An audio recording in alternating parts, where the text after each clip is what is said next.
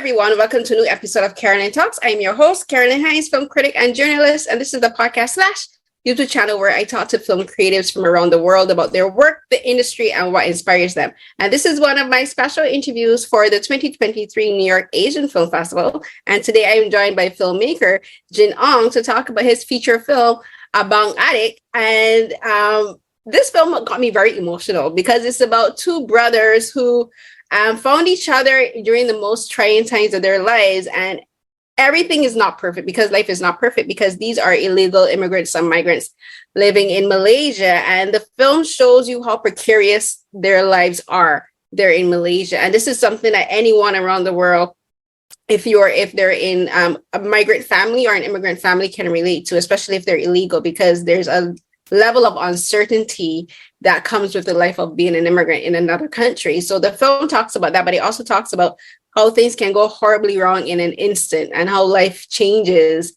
vastly than anything we could ever anticipate. So I'm very happy to have director Ong to talk to me about this film. So thank you for joining me. Hi, Carolyn. Thanks. You can keep sharing. I would like to listen. I always like to ask my guests first to say a bit about themselves and what started them on their path to working in the film industry, because no one's path is the same.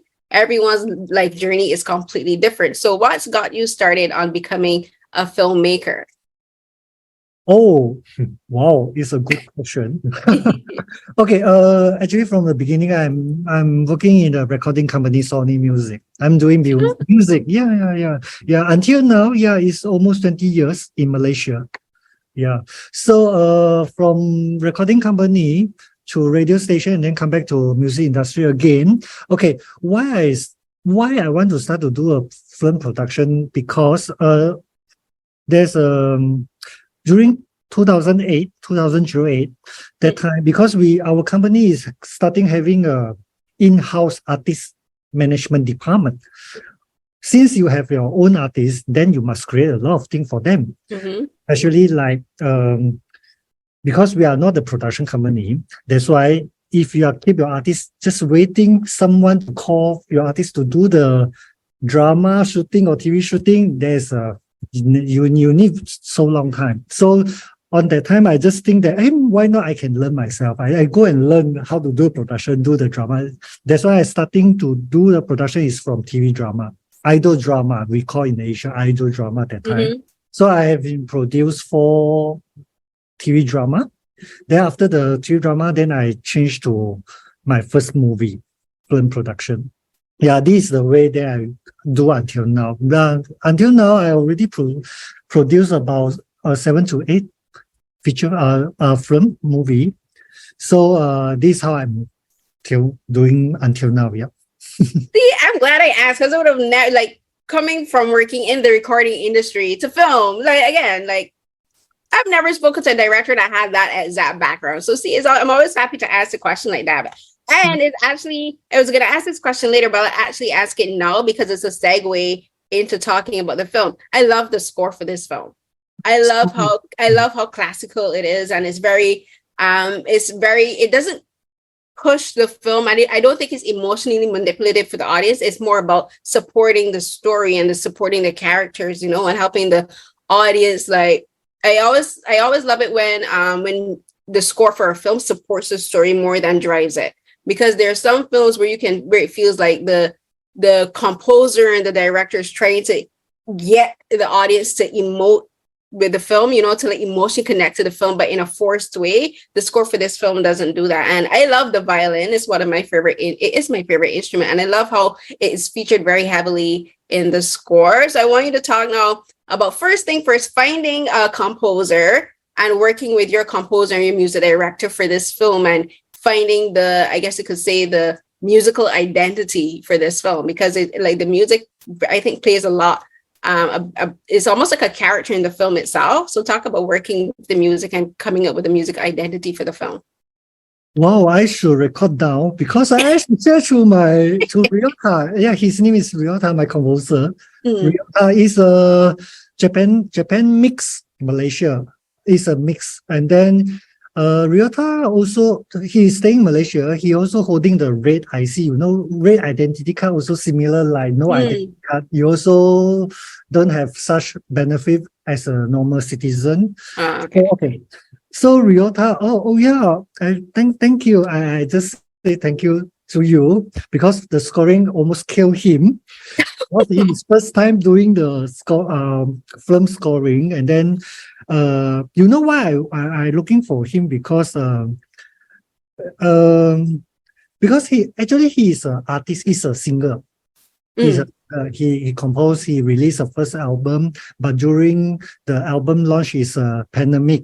So he got no. Actually, he's quite alone, quite lonely, and then no family member. He's always alone, and then during pandemic, everybody is getting not good. So that time when I kick off this project, I just think that because I like his music a lot, I just think maybe you can try to. That's why I invite him to join this project to do the scoring. But he said, I don't know, I didn't. I said, never mind. You join me from first day when I kick off this project. You starting from production team to directing team. Then you go through whole process, you feel the story, you feel everything, then you start do the music. Then it will be the right for you. Yeah, he has been go through, and then until now, you are not the first one to mention about the scoring, the music scoring. I've been heard that during in Italy, some of the audience also because very impressive of the music. Then because I told you that because my background is from music recording company. That's why I'm also very sensitive and very particular in what kind of music I want to do, what kind of music is suitable apply to the movie. So I think I can say that between myself and Ryota, we have a lot of chemistry. That's why we work a lot of things. But because it's very tiny budget, so some of the instrument we are not able to afford. We cannot use the real one. We try to do but at last, as what you heard is, I'm actually, for me, it's very perfect already. Yeah. So I have to ask because you mentioned, like, I think from now on, every film that we will ever watch would have been made during the pandemic. And I've been talking about this with a few filmmakers where being in the pandemic, especially for those who had to be isolated, like I had COVID twice and I had to self-isolate both times. So I think there's a very palpable sense of loneliness that other people who hadn't had to isolate or whatever can understand. But I want to ask you if when you were speaking with Ryota about the script and like getting the feel of the film, if you guys talked about him bringing his own sense of loneliness into the score, because the thing about these two characters is about these two brothers is even though they're together, they're very lonely people individually. Like they feel very isolated because, for instance, Abang he has the most responsibility, so he feels, I think, a sense of loneliness and isolation from that because he thinks he has to carry the weight of their bond and their safety on his shoulders, whereas Adi, he's isolated because he's very reactionary and he doesn't really think about his actions, which is one of the things that leads to everything that happens. But he, in a way, I think, feels isolated from Abang because of that. Because so like they're together, they love each other, they have like such a profound love, but they're very lonely individuals. So I got that through the score. Like the score gives, and I think that's one of the things about the violin. The violin is so good at getting those kind of emotions conveyed. So did you speak to Ryota about bringing perhaps his own experience with loneliness and isolation into the score? I think it's more. I mean, when he joined the project, I think the whole process is more inspired him to create the music, the score. Okay. Yeah, because he never do any kind of the film scoring. That's why I encourage him to join the project. Even all the rehearsal, you see, when the actors, the Abang and they do all the rehearsal, he's there. Oh, okay. So he feel directly. So he can understand the emotional. Of course, after the shooting, when we starting do the music, he also facing the challenging because there's so many type of music can apply in the film, right? So which particular instrument that he's supposed to do, but he know he want to do the piano and violin. And then I say, yeah, maybe you can show me what kind of thing. Of course, in between this, we also, my editor also is one of the very smart guy. He will provide some preference in the certain scene. He said, this scene, if you put this kind of music and then you will blah, blah, blah. So, because there's some of the preferences there, so it's make Ryota is more easier to get into it, to make the right things. Actually, the most difficult thing is the piano line. You know, I reject him more than 10 times. Only the piano line. You see, there's a piano line at the end. The violin part, the orchestra part, no problem. The piano, he say, hey, come on, director, what you want?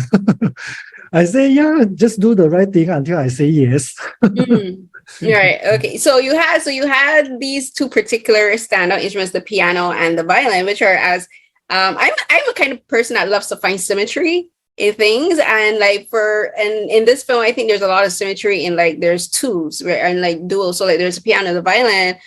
Both are string instruments, but in completely different ways. And I think I kind of see Abang and Adik the same, because they both inject a specific type of energy into the film. And so first I want to talk about the casting, because the casting for these two characters in particular has to work, because they have such a profound connection to each other, and they're not blood related, but these are two men who found each other as boys, and they had to go through life, the worst situations of their life as two young children, and they had to grow up. But one of the scenes I really want to talk about is one when it's the party for money for her birthday. And Jack and sorry, I was just gonna say Jack because the actor's name is Jack, but is Addie and Abang are dancing, and they're slow dancing, and then they just get really close together and they hug, but you can just see them communicating with their eyes.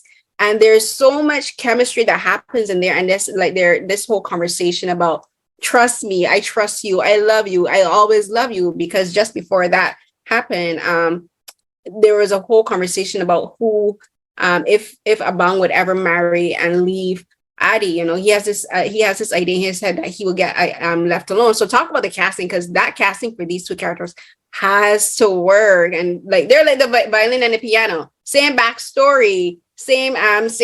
They have to play the same instruments, but they operate completely differently. The dancing, right? The music, everything. Okay. Yes, he's fine. He's wonderful. Go for the language. Oh no. Okay. See you later.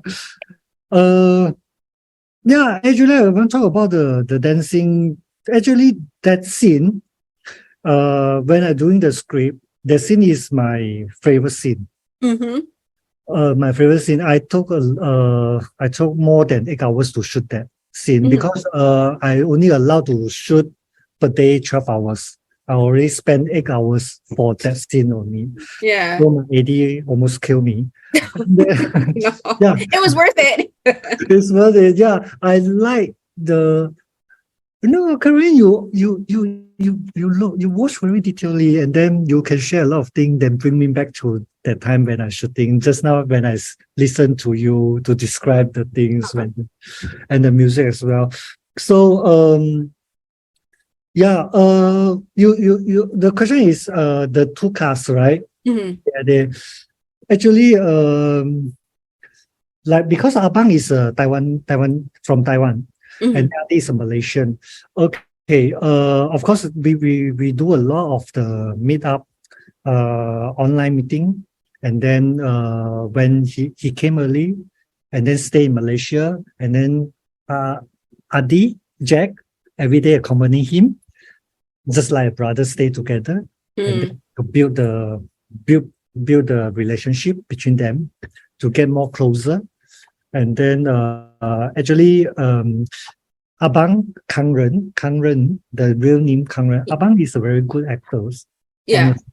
He's very good, and then he's very experienced.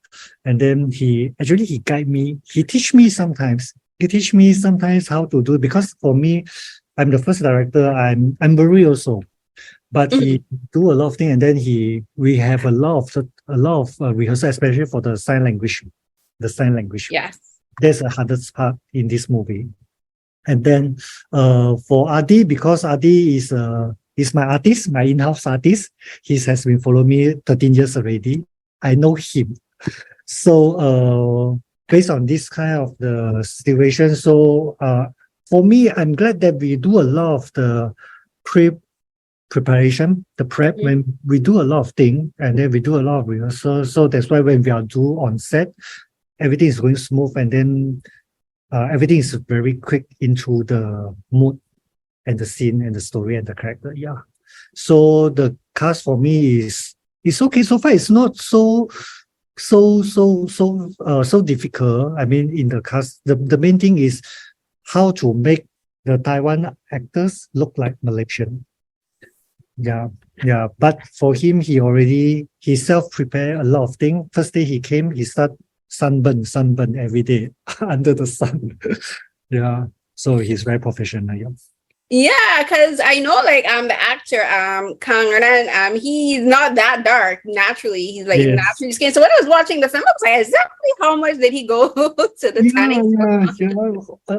It's every day, under 50 degrees. Yeah. So we talked a bit about the chemistry. So the other thing about this story that you mentioned, the character of Abang is Taiwanese and the character of Adi is Malaysian. So this is I think where the film is again as mainly centered around their experience as illegal immigrants and as migrants. And this is apart from the loneliness, there's also this sense of fear that's present throughout the whole film, because for people who are living in a country illegally and they don't have their papers, they everything is a risk. Every move they make is a potential risk, because they don't know if the person that is around them can sell them out to the police, to let the police know that they're living there illegally. If they take a job, they have to do it secretly. It's a job off the book, so they can't file for taxes.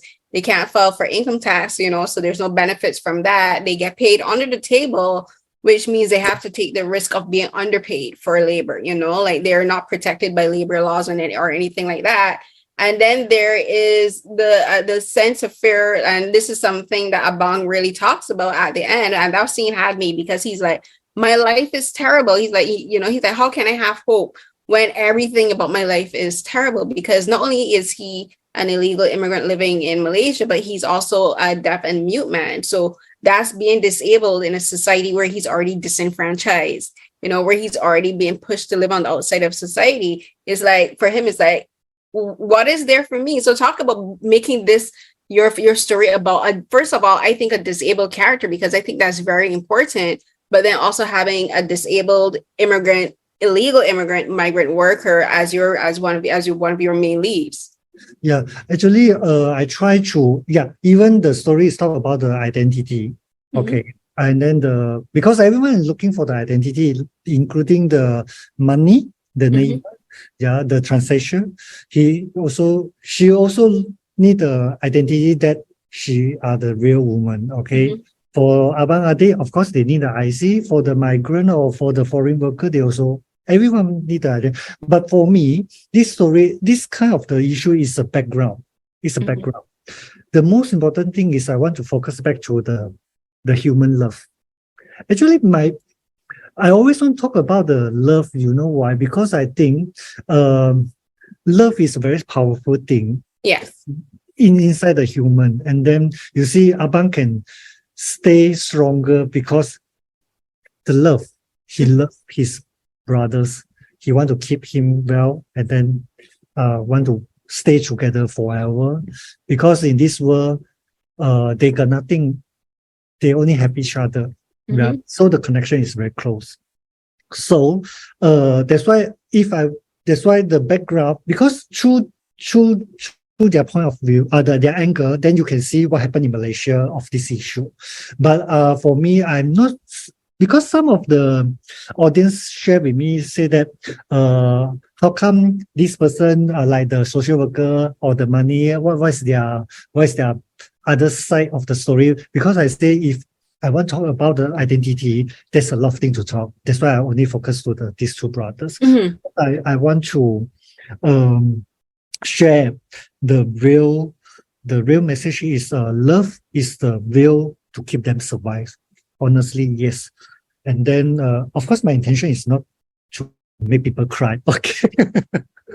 Are you sure? Yeah, I'm not sure. I'm not so sure. But at last, you see,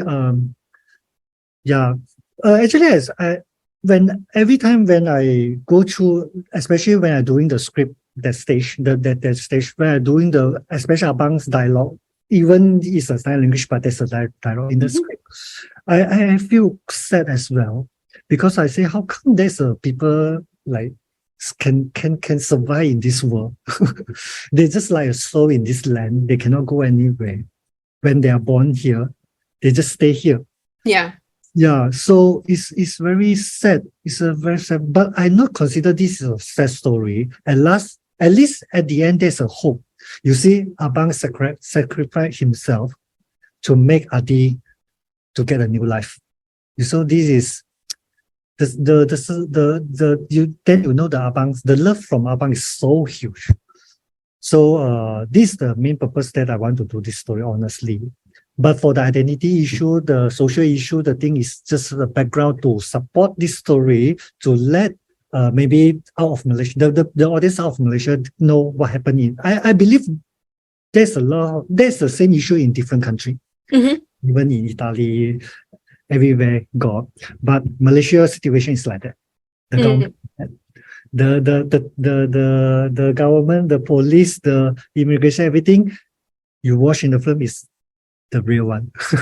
Yeah. No, I understand you wanted to talk about the love, because even in talking about the identity and the immigration and all of that, everything is tied into the love that Abang has for Adi, because he keeps them going. Yep. When even Adi himself is frustrated, he's like the one telling him, we can do this right, like he's like, if you're making money, make money the right way. And he's doing that because he loves Adi, he wants the best for Adi. He doesn't want Adi to put himself at risk, he doesn't want Adi to stop his own chance of having a better future, because as I mentioned, everything they do is a risk. But he's when he admonishes Adi, it's not because he judges Adi or he condemns, and he's like, I don't want you to get yourself in harm's way. He's doing this because he's like, I love you, and I don't want you to see you end up in a worse situation than we are now. So that's the other thing. And the love is the driving force for this film, because I looked up the name of the film, the meaning, because I noticed Adi's name is just Adi, but the name of the film has Adik. So I was like, this has to mean something. So I looked it up, and in Malay it means basically brother, but also particularly older brother, younger brother. Yes, right? Yes, yeah. Give you a clap. When put together, it's a brother's meaning. Yeah, so the story is about this brotherly love. And I think also this is another conversation I had recently, is about a romantic love, but it's not like a sexual romance. It's like they have their love is just so profound and so deep and all encompassing. Like you said, Abang's love is so big, his love extends to everything surrounding Adi. He wants everything that he wants for Adi has to come from that love, and even in scenes where Adi is making fun of money, he's like, don't make fun of money, because money helped us. Money has been helping us all these years. And he's doing that because he wants to show Adi a better way. He's like, don't make fun of people just because you can, don't do these things. He's like, I want you to find your father, not because I want you to leave me, but because I want you to find this part of your past. He's like, I want you to have I want you to have a love apart from me, because he's like, there's so much more love to give. But Adi kind of doesn't understand that. He thinks in his head that maybe Abang wants to get rid of him. But Abang is doing that because he's like, there's so much love to give. We can find someone else to fit in this pocket of love, which is your dad. Yeah, because of in the story is we know what Abang did, what Adi did, but for each character, there's a story that I wrote for them. That because from the very, very before Abang meet Adi when they are small, supposedly Abang he want to die. Because parents is no longer ready, die in the fire. And then some more he cannot talk. So there's no point for him to keep surviving in this until he meet Adi.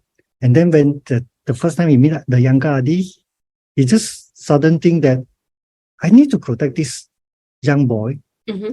So this young boy become the point to make Abang to keep survive. Yeah. Until now. That's why if you note that from the film beginning, I put two sentence a poem. The poem is Shadow. I just put two sentences there because I want to mean that actually Abang's just like Shadow. Shadow is always follow us. Yeah. It's like a shadow protecting Adi. So he always follow him. Even we know when you want to see the shadow only under the light. That's why the shadow is in the dark side, the love in the dark side. So it's very deep. But this is one of the points I want to bring up. But I didn't mention it so much. I just let the audience to catch what point he can understand. It's okay. But for me, Abang is sometimes I just also ask myself, is there this kind of people in this world, in this real world? Is there any kind of these people? Maybe yes. Who knows? Love can be anything. Mm-hmm. Yeah, like you said, like for instance, for a shadow can't exist without light. There has to be some source of light for a shadow to exist. And yeah, Abang is like that. He's this protective curving, but also he's the light to basically guide Adi because he wants him to do better. Yeah. We have to wrap up soon. I have time for one more question. I want to ask you something with regards to language because, as I said, like Abang is deaf mute, so he uses sign language, and I thought it was interesting that while he uses sign language, he also reads lips, and he has some sense of hearing left. But I noticed that Adi doesn't respond in sign language, and I wanted to ask you about the choice for having Adi not speak in sign language, but also about if it's a dialect, because I know there's regional dialects of sign language. Like for instance, Korean sign language is different to ASL and ESL. So is there like a particular form of dialect of sign language in Malaysia? And what was the reason for having Adi not responding in sign language? Oh, okay. Okay. For Abang sign language, I just say that there's a different sign language. Yes, you're right. In Malaysia, the sign language teachers share with us say that if you are not so high educated, the people they're using different sign language. So like Abang's the background is poverty. This is a poor family, so normally they are not have so much education. So the sign language is totally different. So, because it's a story of this character. When he's small, the parents before he died, they send him to the sign language, so he know a little bit. So he slowly learn. And then for Adi, of course, Adi is just normal. But because Adi met Abang, so Abang teach him. Actually, from the very beginning, when I do this character, Abang is not a mute. It's not totally mute. He still can listen, but the family, the parents. It's not healthy family. So there's some sick between the years, so he cannot listen, and then slowly become he won't talk. Right. So that's why. But he can know the lip sign because from the teachers share the information to me, right? Most of the part of the sign language people they can understand. So as I apply this element to the Abang and Adi as well. So, and then we get the advice from the teacher also, if these two brothers is staying very long time, so they actually, even just eye contact, they also understand what they want to do. Right. And so my very, very last question is, before Jake comes and tells me go. So my very, very last question is, because this film is so much about love and so much about hopeful and finding hope even in the most darkest times, when has there ever been a moment throughout your entire filmmaking career where you felt like you were stuck, like maybe you were just like this, like, because filmmaking is so hard, it's so complicated, you're literally telling a story from nothing, you're building everything from the ground up. I always think filmmaking is magic because you got to create a whole world from basically nothing. So has there ever been a moment where you had to really inspire yourself, or maybe had your own personal abang to come and inspire you and say, you can keep doing this, Jen? Like, have you ever had an experience like that? I think I have a good team. I have a great team to help me, even my DOP, my director of photography from India. My executive producer Shinjeli, also is a famous superstar in Asia. And then the cast as well. My first AD is a very experienced AD to help me, to guide me a lot of things. Even my hair, my stylish. You see, everyone is helping me. That's why I consider this project is very full of love, honestly, and blessing, because everyone is helping this project, because everyone is love this story. So since I'm in the first time, even I'm producer before, but I try to open my heart to listen more and get more. That's why during the prep period, we do a lot of the discussion and rehearsal. That's why, because I know we have very tight budget to do the shooting day. We only allowed to shoot 25 days. So I cannot miss out anything during the shooting day. That's why we do a lot of things before the shoot day. So that's why I say it's a great team to make me more confident. Yeah, it's a filmmaking endeavor. Like everyone has to come together and make the vision come alive. But one more thing is, like doing the script almost killed me also. It's a God job. It's not a human. It was a labor of love. It was a labor of love.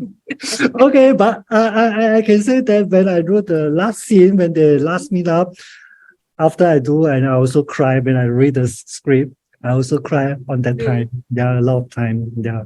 But anyway, I'm happy the film we are done. Yes, it has all ended, and now you have the fruits of your labor to show you.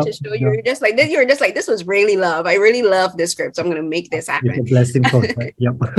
Congratulations to you, Jen, and to everyone involved with making this film. I think it's a beautiful film, and just like also like you truly got me in the feels. I was like, oh, poor Abang, poor Adi in the bus. I was like, hold it together, Adi. Hold it together. And Money, like they were all great. Thank you so much for speaking with me, Jen. And congratulations. Thank you very much. Thank you. So hope to see you in future. But I would love to, I always want to meet everyone in the future. Are you going to be at TIFF this year by any chance? Because I'm covering TIFF as well. I'm awaiting the Toronto. See whether I got a chance to bring this film to Toronto or not.